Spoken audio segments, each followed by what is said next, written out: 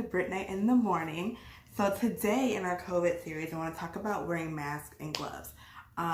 There are things people are going back and forth about whether to wear them or not, but the CDC has said they recommend wearing a mask to cover your face. Masks should cover your nose and your mouth. I think one thing's important too, they are suggesting, if you don't have an immunodeficiency, or if you're not working in healthcare, don't go get the N95s. They're short on stock. A lot of places won't sell them to the public because they're short. Those should be reserved for the people who need it the most. I understand that. But they are suggesting to put something to cover your face. Not everything can protect you from the virus, but just keeping things, preventing particles from coming out of your body or preventing any other particle coming into your body will help decrease your chances of contracting the virus. So I think it's very important when you step out of the house to where you're protecting yourself and you're protecting others. It's almost like vaccines, you protect yourself and you're protecting somebody else. Like it's a twofold thing. This not go on the vaccine route, but I'm just saying as an example, like while you're protecting yourself, you're also protecting others. It's important to just kind of be considerate of that. So with wearing a mask, it's important to cover your face, but it's also important the kind of mask. Like some people don't have access to a mask, so they suggest using like a bandana. The importance when picking out what to use as a mask is getting something that is tightly woven fabric, like quilting fabric, fleece. They do say bandana. I think that one thing that I saw online was it's like a light test, like a loosely knit, something like a scarf won't do anything, but like something a tighter knit, like a really tightly woven t-shirt, it's like your last resort kind of thing. Also, you want a fabric that is sanitizable, that can be washed. Like there's some really cute stuff out there. Like don't go get a sequins mask because it's cute if you can't wash it. Like it needs to be washable. So it's a lot of the tips that I saw out there. So when I was going to get my mask, at first I ordered this mask that I actually use the most, but I didn't like it because it's not what I thought I ordered. But then I ordered the one I thought I wanted and I got it, and it's like the thinnest piece of fabric, and I was like, that's not where it's at. But for example, I ordered this mask and the outer, it's a layered fabric. So I think the important thing is when trying to prevent things, so if they get a tightly woven fabric, you want to make sure that you don't have this one layer of fabric. You want multiple layers of fabric. So if you see some of the videos you can find online of folding in your bandana with the hair ties, it's layering that bandana. It's not just one bandana hanging down and you only have one layer of fabric as a shield. It is legit like covering enough.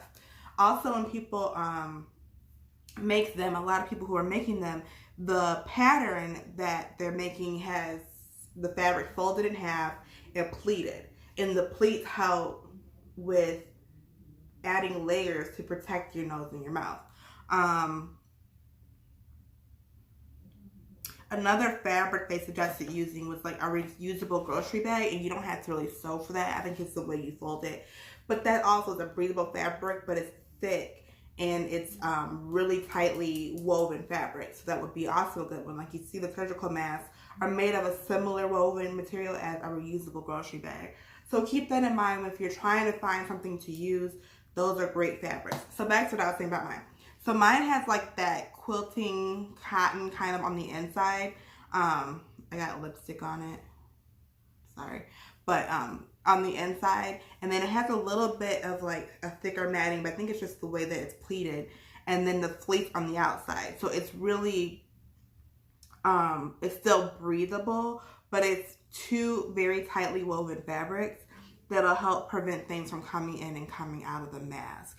So people don't really want to, and I'll admit, like I've been on walks in my neighborhood and I didn't wear my mask because I'm like, I'm going on a walk and I'm not gonna be around anybody. But the more I thought about it, like I did have to like pass somebody, and I think I held my breath. Like that was supposed to help. Like, let me just wear a mask. Like I don't.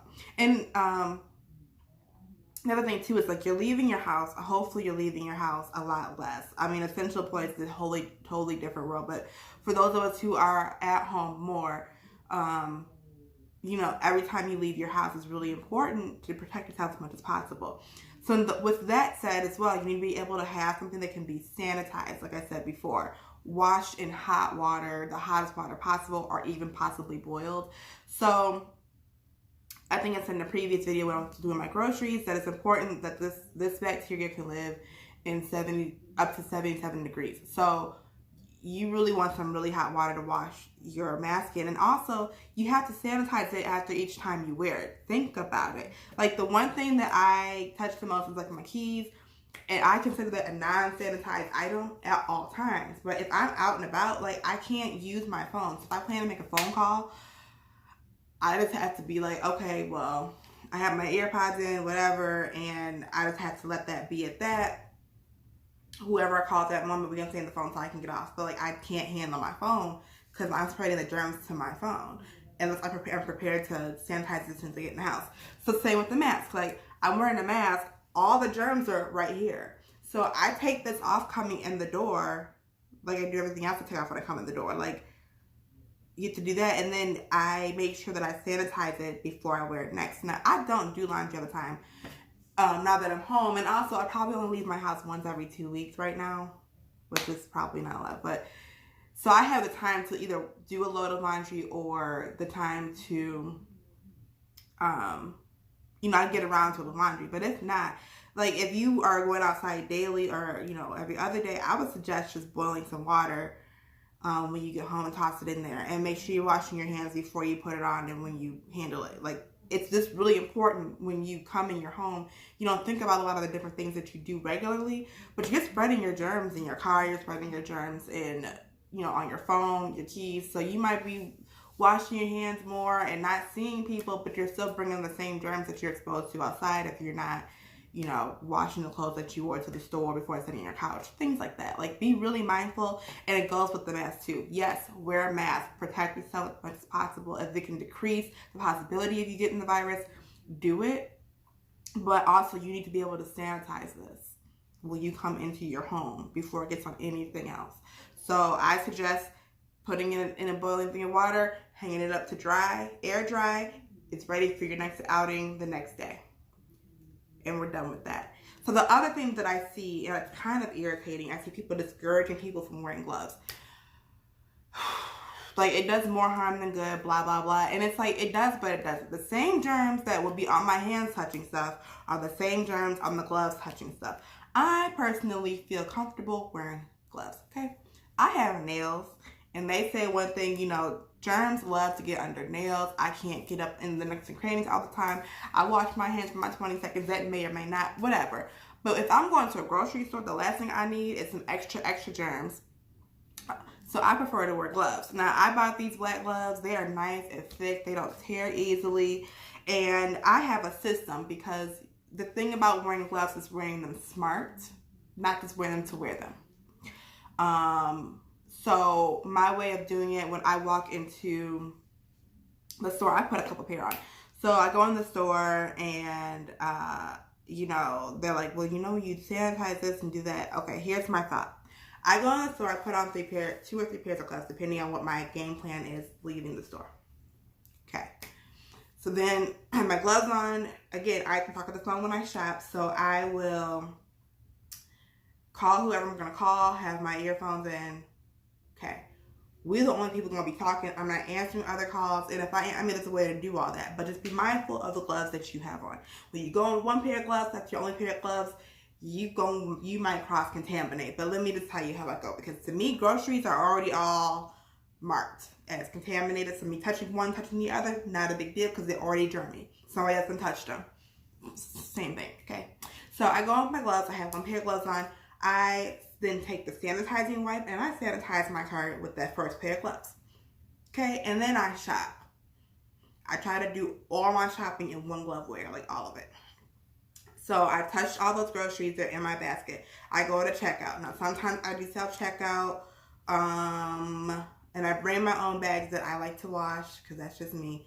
That's what I try to do. So if I go to self-check, I scan. I still have the same gloves on because I've already touched them already. Like, I've touched the same groceries already, so same germs. Maybe not, but that's how I feel. I feel the same germs. So I always touch those that they've been touched, they've been, whatever. So I scan them through. Put them in, and then, so depending on how they go. So either if I put them on the belt, put them in the bag. So you get to the part where you gotta like pay. Okay. I do my knuckle touches on the screen. I take that layer of glove off because I already have gloves on under it when I reach for my phone or my wallet and pay. Those are a fresh pair of gloves. I am done touching groceries. I'm done touching machines. I'm at the point where I have to actually pay. That's when I take that pair off and I have the next pair of fresh gloves waiting while I touch my personal items, which are my phone and my cards. So I take care of my transaction. I put my personal items back in pockets, bra, purse, whatever, before I move on to the next thing. Those are the same pair of gloves. I put my groceries in the cart with those gloves and proceed. Now, if I was driving, I would take my groceries, put them in the car, in the trunk, and then proceed to take off that pair of gloves entering when I'm going to get in my car. So, it's just about being smart. Do I use extra stuff to be smart? Yes, but you have to think about what you're cross-contaminating, what environment you live in. So if you're wearing your gloves in your car, I hope you're wearing a fresh pair of gloves when you get to your car. It is what it is. Like, it just depends on what it depends. But I just don't like to touch stuff. You have to be really smart. My explanation might have been vague, but you get what I'm trying to say. Just be smart. And people, it is not that hard to understand this concept too. You put gloves on your bare hands, okay? So when you take them off, you roll it off and you roll them into each other. This is the clean side that's on your hand. So you can still touch this to throw them in the trash, not on the ground, because this side was already on your hand. So to walk it over to a trash can will not contaminate you anymore. Throw your trash away. So that's all I have today for being safe about being out in public. I don't really speak on it often because at the end of the day, I want you to do whatever feels comfortable for you without being judged for it. If you feel that you need to wear gloves and you need to wear big old rubber gloves, do you, boo? I might look out, make sure I avoid your areas, but do you? I'm tired of seeing people telling people what to do to feel safe. People are in a panic and people have to go out in public. And you have to do what you have to do. Let people do them. This is what I do for myself, from what I've been studying on, reading on. I will wear my gloves, and I wear multiple pairs of gloves, and I try my best to not cross-contaminate. I still sanitize my phone when I come in the house. I sanitize my keys, whatever bag I had. Take off my clothes at the door. Like, I don't play with that. Like, I even order my groceries, and I be like, I had a handoff with the person delivering. I'm going to change my clothes. That's just me. That's just me. But let people be comfortable in this time and do what they feel needs to be done to protect themselves. Do what you need to do to protect yourself and the people around you. A lot of people live with other people, your loved ones. Do what you need to do for your loved ones to make sure that everyone in your household is protected. End of story. But that's my little do for today. It's good to see y'all. I hope I'll see y'all soon. Remember, like and subscribe. I love y'all, and until next time, stay well and be safe.